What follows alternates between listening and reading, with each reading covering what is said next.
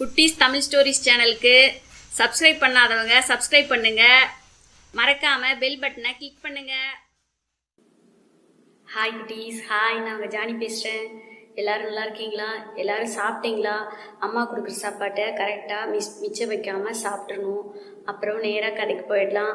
இன்றைக்கி ஒரு பையன் எப்போ பார்த்தாலும் மிருகங்கள், அதாவது நாய், கோழி, பூனை, யானை, எதை பார்த்தாலுமே அதை கல்லெடுத்து அடிக்கிறது, இல்லை அதை ஏதாவது குத்துறது, இப்படி ஏதாவது ஒரு சின்ன சின்ன வேலை செஞ்சுட்டே இருப்பான். அவனுக்கு கிடைச்ச படிப்பினையை தான் உங்களுக்கு இன்றைக்கி சொல்ல போகிறேன். குட்டீஸ், கோபின்னு ஒரு பையன், ரொம்ப நல்ல பையன்தான். அந்த பையன் ஒரு பள்ளிக்கூடத்தில் படிச்சுட்டு இருந்தான்.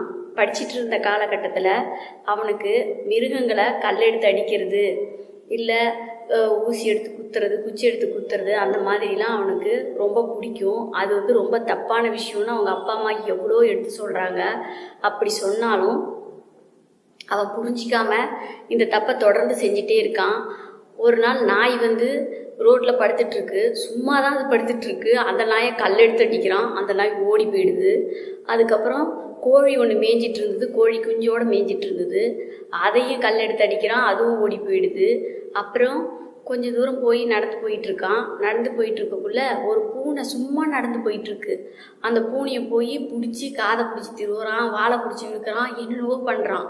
அந்த பூனை பயந்து போய் மிரண்டு அவனை கடிக்க வர மாதிரி பண்ணப்புறம் அந்த பூனையை விட்டுடுறான். அப்புறம் அந்த பூனையும் ஓடி போயிடுது. அப்புறம் ஒரு யானை, பெரிய யானை அது. அந்த யானை ரோட்டில் பாவம், அது கிடைக்கிறதே இப்படி கேட்டு கேட்டு ஆசீர்வாதம் பண்ணி என்னென்னவோ கொடுக்குறாங்க. அதை வாங்கி வாங்கி சாப்பிடுது. இவன் என்ன பண்ணுறான், அந்த யானையை தொந்தரவு பண்ணுறதுக்காக யானைக்கு பட்டாசு வச்சு விட்டுறான்.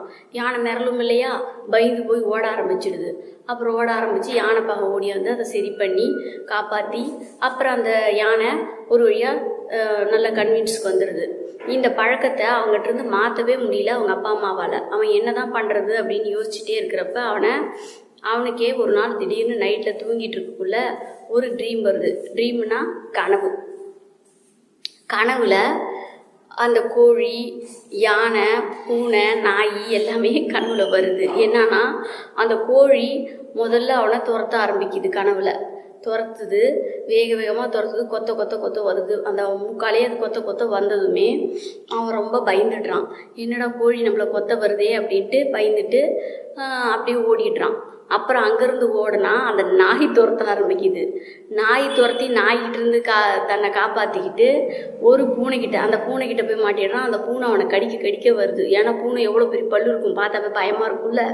பூனையை கடிக்க வந்ததும் பூனைக்கிட்டேருந்து தப்பிச்சு ஒரு கடைக்கிட்ட போய் நிற்கிறான். கடைக்கிட்ட போய் நின்னதும் அந்த யானை அவனை பார்த்துருது. யானை அவனை விரட்ட ஆரம்பிக்குது.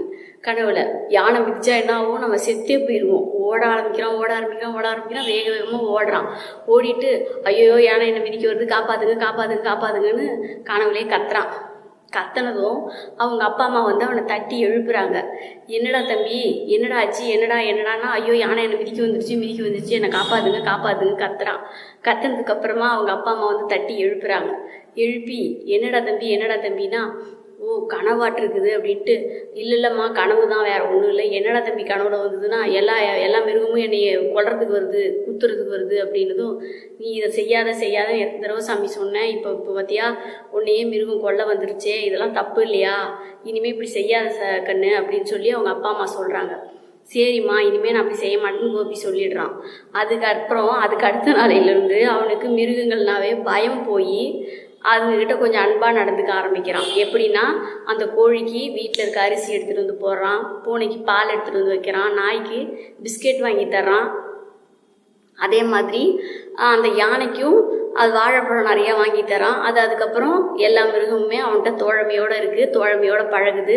ஸோ குட்டீஸ், நாம் மிருகங்களை எப்பயுமே வதைக்கக்கூடாது. கடவுள் நாமெல்லாம் அதுக்கு பாதுகாப்பாக இருக்கும்னு நினச்சி தான், கடவுள் நம்ம பாதுகாப்பாக இருப்போம்னு நினச்சி தான் கடவுள் அதை படைச்சிருக்கார் மிருகங்களை. ஆனால் மிருகங்களை நாமளே வதைச்சா மிருகங்களுக்கு யார் பாதுகாப்பு?